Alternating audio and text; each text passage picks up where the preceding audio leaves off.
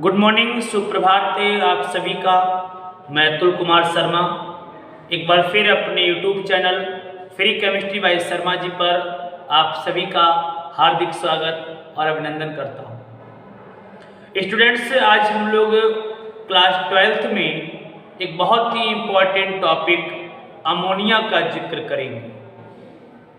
Ammonia का प्रश्न हर वर्ष बोर्ड की परीक्षा में बनता है, हर वर्ष इससे कुछ ना कुछ पूछा जाता है। तो चलिए स्टार्ट करते हैं। स्टार्ट करने से पहले एक बात कहूँगा कि ऐसे सभी दोस्त, ऐसे सभी स्टूडेंट्स जिन्होंने मेरे चैनल को अभी तक सब्सक्राइब नहीं किया है तो कृपया करके मेरे चैनल को सब्सक्राइब कर लें। साथ ही साथ बेल आइकन को प्रेस करेंगे ताकि मेरे द्वारा अपलोड की जाने वाली वीडियोज़ की नोटिफिकेशन आप सभी के लिए सबसे पहले प्राप्त हो सके। चलिए मैं बात करता हूं अमोनिया की। पी ब्लॉक के जो एलिमेंट्स चैप्टर अपने पास है ये उसका इंपॉर्टेंट कंपाउंड है। एक एक पॉइंट बताता हूं, कॉपी पर नोट भी करते रहे। बच्चों, जितना अच्छा आप अपने आंसर का प्रस्तुतिकरण कर लेंगे उतने अच्छे आपको मार्क्स मिलने वाले हैं। मैं इसके बारे में आपको कुछ बातें बता दूं, कॉपी पर नोट करते रहेंगे। सबसे पहली बात मैं आपके लिए बताना चाहता हूं कि इसका निर्माण सबसे पहले वैज्ञानिक प्रिस्टले ने किया था। सबसे पहले प्रिस्टले नामक वैज्ञानिक ने 1774 में, सन 1774 में अमोनिया का बच्चों निर्माण किया था। और काहे से निर्माण किया तो मैं बता दूं बच्चों, नवसागर से अमोनिया का निर्माण किया था। तो आप ध्यान रखना, सबसे पहले अमोनिया का निर्माण किसने किया तो 1774 में प्रिस्टले नामक वैज्ञानिक ने नवसागर से अमोनिया का निर्माण किया था। दूसरी बात जो मैं इसके बारे में बताना चाहता हूं, अब आप उनको समझिए। दूसरी जो बात बता रहा हूं उसको समझिएगा। सन 1800 में एक वैज्ञानिक जिनका नाम डेवी, क्या नाम है बच्चों, डेवी नाम है, और इन्होंने अमोनिया का जो अणुसूत्र है NH3 इसको प्रस्तुत किया था। तो अगर आपसे कोई पूछे अमोनिया का अणुसूत्र किसने दिया तो डेवी नामक वैज्ञानिक ने सन 1800 में इसका अणुसूत्र दिया था। खोज सबसे पहले 1774 में प्रिस्टले नामक वैज्ञानिक ने की थी। और एक बात और जो सबसे ज्यादा इंपॉर्टेंट है, आप उसको ध्यान रखना, ऑब्जेक्टिव में भी प्रश्न आपसे पूछ सकते हैं बच्चों। अमोनिया को क्षारीय वायु भी कहा जाता है। ये इंपॉर्टेंट पॉइंट है जिसको मैंने आप सभी के साथ डिस्कस किया है। अमोनिया को क्षारीय वायु भी कहा जाता है। आई होप आपको ये तीनों पॉइंट समझ में आ गए होंगे, आपने अपनी कॉपी पर नोट कर लिया होगा। चलिए अब मैं निर्माण की बात करता हूँ, आप इसका स्क्रीनशॉट ले लीजिए। अब बात करते हैं बच्चों अमोनिया के निर्माण की, कि अमोनिया का निर्माण किस प्रकार से किया जाता है। तो आप समझिए, अमोनिया के निर्माण के दो तरीके हैं बच्चों। दो तरीके से हम लोग अमोनिया का निर्माण कर सकते हैं, जिनमें एक तरीका प्रयोगशाला निर्माण है। मैं नोट कर रहा हूं, आप अपनी कॉपी पर नोट करते रहें। एक तरीका प्रयोगशाला निर्माण है, प्रयोगशाला विधि है। दूसरा एक औद्योगिक निर्माण है। दूसरा तरीका, दूसरा जो मेथड है बच्चों में औद्योगिक विधि है, औद्योगिक निर्माण। और औद्योगिक निर्माण को एक तरीके से और भी जाना जाता है, वह तरीका है हैबर विधि। बोर्ड के एग्जाम में सबसे ज्यादा जो क्वेश्चन बनता है वो यहीं से बनता है कि हैबर विधि के द्वारा अमोनिया का निर्माण किस प्रकार से करेंगे, इसका सचित्र वर्णन कीजिए। तो एक निर्माण प्रयोगशाला निर्माण है, एक निर्माण हैबर विधि यानी औद्योगिक निर्माण। प्रयोगशाला निर्माण में नवसागर और साथ में बुझा हुआ चूना। ध्यान देना बच्चों, प्रयोगशाला निर्माण में आपको दो चीजें लेनी है, एक नौसादर को यूज करना है, एक बुझे हुए चूने को यूज करना है। जबकि औद्योगिक निर्माण में आपको नाइट्रोजन व हाइड्रोजन गैसें यूज करनी है। नाइट्रोजन और हाइड्रोजन गैसों का यूज करके आप इंडस्ट्रियल मेथड में अमोनिया बनाएंगे, ये हैबर विधि है। और अगर हम लोग नौसादर और बुझे चूने से अमोनिया बना रहे हैं तो यह लैब मेथड है। एक बार इसका स्क्रीनशॉट ले लीजिए, मैं एक एक मेथड आपको बताता हूं। सबसे पहले बच्चों मैं बात करूंगा प्रयोगशाला निर्माण की। मैंने भी आपको बताया प्रयोगशाला में अमोनिया कैसे बनाते हैं। तो आपको करना क्या है, आपको नौसादर लेना है। नौसादर का सूत्र सभी लोग जानते हैं, NH4Cl। मैं यहां पर इसका नाम भी लिख के देता हूं। इसका नाम अमोनियम क्लोराइड है। मैंने यहां पर इसके लिए इसका नाम बता दिया। आप चाहें तो इसको अमोनियम क्लोराइड बोले या फिर नौसादर बोले। और इसकी अभिक्रिया आपको करानी किसके साथ में है, आपको बुझे हुए चूने के साथ इसकी अभिक्रिया करानी है। बुझे हुए चूने का सभी लोग सूत्र जानते होंगे, CaOH का होल ट्वाइस, और बच्चों इसको कहते हैं कैल्शियम हाइड्रोक्साइड। तो मैं यहां पर इसका नाम भी लिख के देता हूं ताकि आपको किसी प्रकार की कोई समस्या ना हो। ये कैल्शियम हाइड्रोक्साइड है और दोनों के मिश्रण को बच्चों आपको गर्म कर देना है। जब आप दोनों के मिश्रण को गर्म कर देंगे तब देखिएगा बच्चों क्या होता है। मैं एक एक पॉइंट आपके सामने क्लियर करके बताता हूं। यह जो कैल्शियम आप देख रहे हैं, यह कैल्शियम इस क्लोराइड के साथ में जुड़ जाती है। कैल्शियम क्लोराइड के साथ में जुड़ जाती है और क्या बनाती है, CaCl2। CaCl2 बनाती है, कैल्शियम क्लोराइड बनाती है। अगर कैल्शियम क्लोराइड बनता है तो बच्चों Cl अपने को चाहिए होंगे 2। तो कैसे बैलेंस करेंगे, अपने को यहां पर 2 लगाना पड़ेगा, तभी बच्चों Cl बैलेंस हो जाएगा। अब हमारे पास 2 NH4 है, हम अगर यहां से 2 हाइड्रोजन को रोक लें, कितने हाइड्रोजन, 2 हाइड्रोजन को रोक लेते हैं तो बच्चों आपको यहां पर क्या प्राप्त होगा, आपको यहां पर 2NH3 प्राप्त होगा। 2NH3 प्राप्त होगा। और आप सब जानते हैं ये क्या चीज है, ये बच्चों अमोनिया गैस, ये अमोनिया गैस है। तो ये अमोनिया गैस अलग हो गई। इसके अलावा देखिए 2H आपने रोक लिए थे, 2H ये हो गए, 2H यहाँ पर दे रखे हैं, कुल मिलाकर के 2 और 2 4H हो गए। अब वो 4H क्या करेंगे, उनको लिखेंगे 2H2। O कितने दे रखे हैं, O 2 दे रखे हैं, तो मैं यहाँ पर नोट कर दूंगा। आप देखिएगा अमोनियम क्लोराइड की आपने क्रिया कराई कैल्शियम हाइड्रोक्साइड के साथ, तो अमोनिया प्राप्त हुई मुख्य उत्पाद के रूप में, साथ ही साथ कैल्शियम क्लोराइड और जल प्राप्त हुआ। आई होप आप सभी लोग लैब मेथड के द्वारा अमोनिया बना सकते हैं। आप इस रिएक्शन को एक बार देख लीजिए, इसका स्क्रीनशॉट ले लीजिए। अब जो मेथड हम लोग पढ़ेंगे वह हैबर विधि है। हैबर विधि से अमोनिया कैसे बनाई जाती है आप उसको सुनिएगा। मैं उसका पूरा सचित्र वर्णन आपके सामने करने वाला हूं। बिल्कुल दिमाग खोल करके एकदम मेरी बात की तरफ ध्यान देते हुए कंसंट्रेट कीजिए दिमाग को।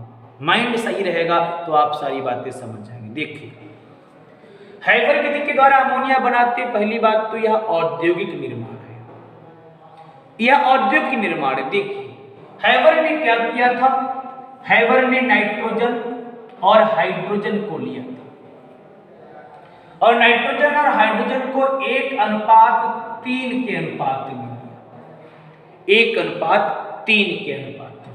1 लगाने की यहां कोई जरूरत नहीं, मैं यहां पर 3 लगा देता हूं। इन दोनों को 1:3 के अनुपात में जब बच्चों लिया, यह अभिक्रिया उत्क्रमणीय अभिक्रिया है। तब इन दोनों ने संयोग किया और अमोनिया गैस बनाई। आपने हाई स्कूल में खूब पढ़ी होगी रिएक्शन। यहां पर उत्प्रेरक के रूप में हम लोग आयरन लेते हैं और आयरन के साथ साथ आप MO। अब आप पूछेंगे सर ये MO क्या चीज है? ये MO मॉलिब्डेनम है। यहाँ पर मॉलिब्डेनम उत्प्रेरक वर्धक के रूप में प्रयोग किया जाता है। आप हाई स्कूल तक पढ़ चुके हैं। तो नाइट्रोजन और हाइड्रोजन ये दोनों संयोग करते हैं, 1:3 के अनुपात में अमोनिया बनती है और साथ ही साथ बच्चों 22.4 किलो कैलोरी एनर्जी भी निकलती है। 22.4 किलो कैलोरी ऊर्जा भी मुक्त होती है। ये है विधि। नाइट्रोजन और हाइड्रोजन को 1:3 के अनुपात में लेकर के आयरन उत्प्रेरक की उपस्थिति में आप गर्म करेंगे, अमोनिया गैस बनेगी और 22.4 किलो कैलोरी ऊर्जा मुक्त होगी। यहाँ पर जितना प्रेशर लिया गया मैं बता दूं, यहाँ पर 200 वायुमंडल दाब यूज किया गया। वायुमंडलीय दाब कितना था? 200 वायुमंडल था। टेम्परेचर बच्चों तो 500 degree Celsius, 500 degree Celsius temperature है। और बच्चों जो वातावरणीय जो वायुमंडलीय दाब है वो 200 वायुमंडल था। ये रिएक्शन है हैबर विधि के द्वारा अमोनिया के निर्माण की। अब प्रोसेस समझिए, प्रोसेस क्या है? उन्होंने क्या किया, मैं एक ही तरीका बताता हूं, ध्यान से सुनिएगा। उन्होंने 2 चैम्बर बनाए बच्चों। एक चैम्बर ये बनाया और एक चैम्बर में और बना दिया। कॉपियों में, नोट्स में, किताबों में अलग अलग तरीके के चित्र बनते हैं। बहुत ही सिंपल वे में मैं आपको तरीका बताता हूं, आप तरीका समझिएगा। आप तरीका समझिए ध्यान से। जहां पर पॉइंट समझ में ना आए तुरंत पूछ लीजिएगा, कमेंट कर दीजिएगा। देखिए, एक बच्चों मैंने ये कक्ष बना दिया और एक कक्ष मैं दूसरा बना देता हूं। ये आप 2 चैम्बर ले लीजिए। इस पहले वाले चैम्बर में कुछ इस प्रकार से व्यवस्था करी गई, 2 नलियां लगाई गई और इन नलियों में से एक नली से नाइट्रोजन गैस को अंदर प्रवाहित किया गया, एक नली से हाइड्रोजन गैस को अंदर प्रवाहित किया गया। अनुपात आपको पता होना चाहिए, 1:3 के अनुपात में नाइट्रोजन और हाइड्रोजन को अंदर प्रवाहित किया गया। बाहर से कोई चीज यूज कर रहे हैं तो उसमें नमी भी उपस्थित होगी, उसमें बहुत सी अशुद्धियां भी हो सकती हैं। तो उसको बच्चों अभिकृत कराने से पहले उसकी जो भी नमी है, जो अशुद्धि है, उसको दूर करना अनिवार्य है। इसीलिए पहले कक्ष का नाम दिया शुष्कन व शोधन कक्ष। शुष्कन व शोधन कक्ष कह लीजिए, चाहे आप स्तंभ कह लीजिए, चाहे आप कक्ष बोलिए, चाहे आप स्तंभ कहिए। तो पहले स्तंभ का नाम क्या है, पहले कक्ष का नाम क्या है? शुष्कन व शोधन कक्ष। शुष्कन का मतलब शुष्क कर देना, नमी दूर कर देना, और शोधन का मतलब है जो भी अशुद्धियां हैं साहब उनको अलग कर देना। तो जैसे ही ये नाइट्रोजन और ये हाइड्रोजन इस पहले चैम्बर में प्रवेश करती है तो इस पहले चैम्बर से बच्चों उसकी नमी और उसकी अशुद्धि को दूर किया जाता है। जब नमी और अशुद्धि दूर हो जाए तब ये शुद्ध अवस्था में जो हमारे पास हाइड्रोजन और नाइट्रोजन है, फिर इनको एक दूसरे कक्ष में भेजा जाता है। तो हम लोग करेंगे क्या, कुछ इस प्रकार व्यवस्था करेंगे कि ये जो पहले कक्ष से नाइट्रोजन और हाइड्रोजन प्राप्त हो रहे हैं इनको दूसरे कक्ष में भेजा जा सके। दूसरे कक्ष में कुछ इस प्रकार व्यवस्था की गई है कि इसमें उत्प्रेरक के रूप में आयरन को लिया गया है, उत्प्रेरक के रूप में आयरन लिया गया है, इसीलिए इस कक्ष का नाम हुआ बच्चों उत्प्रेरक कक्ष। इसीलिए इस कक्ष का क्या नाम हुआ? उत्प्रेरक कक्ष नाम हुआ। बच्चों इसको चाहे पूरे कमरे को आप आयरन से बना दीजिए, चाहे आप इसके अंदर अस्तर कार्बन का उसका आयरन का लगा दीजिए, और चाहे तो आप छोटे छोटे से खाने बना दीजिए और इन खानों पर बच्चों आयरन को रख दीजिए, आयरन के टुकड़े रख दीजिए। कुल मिलाकर के आपको ऐसी व्यवस्था करनी है कि इस कमरे के अंदर आयरन उपस्थित हो। चाहे पूरा कमरा आयरन का बना लो, चाहे आयरन का सतह लगा दीजिए, चाहे आप एक काम करिए आयरन के टुकड़ों को स्टैंड पर रख दीजिए। इसीलिए इसको उत्प्रेरक कक्ष कहते हैं। जब यहां से नाइट्रोजन और हाइड्रोजन ये दोनों गैसों का मिश्रण इस उत्प्रेरक कक्ष में पहुंचेगा, तो इस कक्ष में ये नाइट्रोजन और हाइड्रोजन दोनों इस उत्प्रेरक की उपस्थिति में परस्पर अभिक्रिया कर लेंगे, और अभिक्रिया करके बच्चों किसका निर्माण करेंगे? अमोनिया का निर्माण करेंगे। इस कक्ष का जो तापमान है मैं बता चुका हूं, ये 500 डिग्री सेल्सियस है, और वायुमंडलीय दाब कितना है? 200 वायुमंडलीय दाब। तो 200 वायुमंडलीय दाब और 500 डिग्री सेल्सियस टेम्परेचर पर नाइट्रोजन और हाइड्रोजन दोनों अभिकृत हो जाएंगी और अमोनिया बनाएंगी। और इस अमोनिया को क्या करना है? अलग भी एकत्र करना है। तो क्या करेंगे? एक ग्राही पात्र लेंगे, और उस ग्राही पात्र में बच्चों उस अमोनिया को हम लोग कलर करेंगे। अमोनिया गैस है, उड़ सकती है। आप एक काम कीजिए, इस ग्राही पात्र में छोटे छोटे से बर्फ के टुकड़े डाल दीजिए।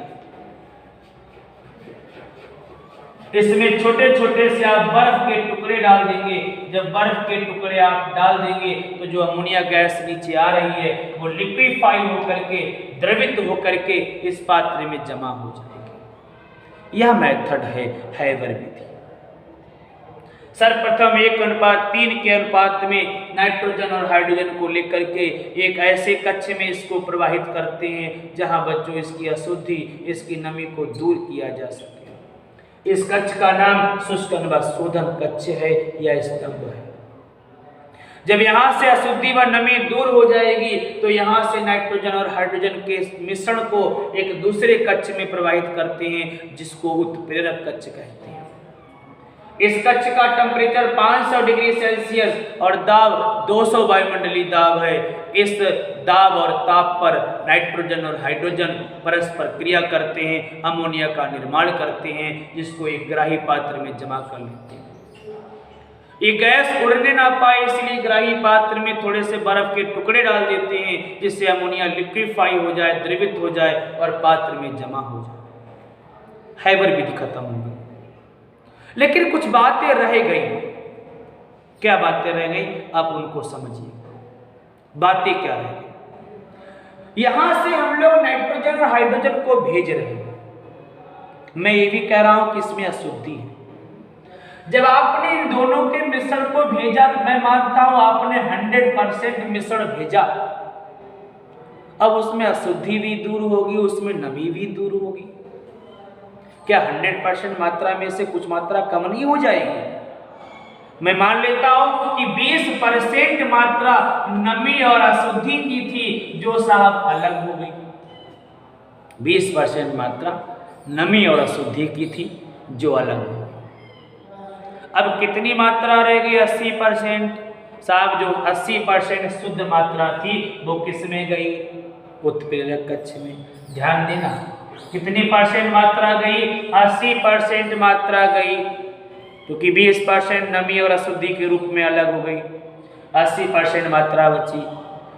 क्या ये पूरी की पूरी मात्रा अभिक्रिया करके अमोनिया बना लेगी? ये भी तो कंफर्म नहीं है। हो सकता है साहब इसमें से केवल 40% मात्रा ही अभिक्रिया करे और 40% मात्रा ही क्या बनाए? अमोनिया बनाए। फिर 40% जो शेष रह गई हाइड्रोजन और नाइट्रोजन, उनका क्या? रह गई कि नहीं रह गई? तो क्या करती है? मैं ये काम करता हूं, इस उत्प्रेरक कक्ष में एक पंप लगा देता हूं। एक पंप लगा दिया। इस पंप का नाम भी बता दूं, इस पंप का नाम है परिसंचारी पंप। परिसंचारी पंप कह लीजिए, चाहे परिसंचारी पंप कह लीजिए। और इसका संबंध आप कर दीजिए उस पहले वाले कक्ष से ही। किससे? इस पहले वाले कक्ष से। ऐसा क्यों किया? ताकि जो 40% जो नाइट्रोजन और हाइड्रोजन ने अभिक्रिया नहीं करी, वो फिर गैसें इस पंप की सहायता से पहले वाले कक्ष में लाई जाए, शुष्कना शोधन कक्ष से। जब इसमें आप उन बची हुई गैसों को ले आएंगे तो फिर उनकी नमी दूर होगी, हो सकता है 5% और अशुद्धि दूर हो जाए, फिर शेष मिश्रण इसमें जाएगा, फिर नाइट्रोजन हाइड्रोजन अभिक्रिया करके अमोनिया बनाएंगे। हो सकता है फिर कुछ गैसों की मात्रा बची, फिर साफ पंप की सहायता से शुद्ध होने के लिए शुष्कन व शोधन कक्ष में आएगी, फिर अशुद्धि अलग होगी, फिर बच्चों मात्रा जो बची है उसको इस वाले कक्ष में लेकर के आएंगे। कुल मिलाकर के ये प्रक्रिया तब तक चलेगी जब तक शुद्ध अमोनिया प्राप्त नहीं हो जाती। गन्ने का रस सबने पिया होगा। गन्ने वाला गन्ने को मशीन में डालता, एक बार डालने के बाद उसको फेंक नहीं देता, उसको निकाल लेता, रस प्राप्त कर लेता है और फिर उस पिसे हुए गन्ने को फिर वो मशीन में डालता और मात्रा बढ़ती है रस की, फिर वो उसको निकालता है, फिर वो मशीन में डालता है। ऐसा वो तब तक करता है मेरे बच्चों जब तक वह रस की पर्याप्त मात्रा प्राप्त नहीं कर लेता। जब तक जो अपशिष्ट है वो अलग नहीं हो जाता तब तक वो कंटिन्यू इस प्रक्रिया को चलाता है। आई होप आप सभी लोगों को हैबर विधि समझ में आ गई होगी कि हैबर विधि है क्या। जितने भी स्टूडेंट्स जो वीडियो देख रहे हैं, यदि उनको यह हैबर विधि अच्छी लगी हो, मेथड पसंद आया हो, तो कमेंट्स बॉक्स में जरूर मुझे बताएं। एक लाइक तो यार बनता है, आप लाइक करेंगे, मोटिवेशन मुझे देंगे, मैं नई से नई वीडियो आपके सामने लाता रहूँ। तो इसलिए ध्यान से इस वीडियो को देखें, आप अपनी कॉपी पर नोट करें, और अगर आपको कोई पॉइंट समझ में नहीं आया है तो वापस बच्चों वीडियो को फिर से देखें, सारी बातें समझ में आ जाएंगी। तो इस लेक्चर में इतना ही, मैं जल्दी नेक्स्ट लेक्चर में इसके आगे की बात करता हूँ। तब तक के लिए घर पे रहिए, सेफ रहिए।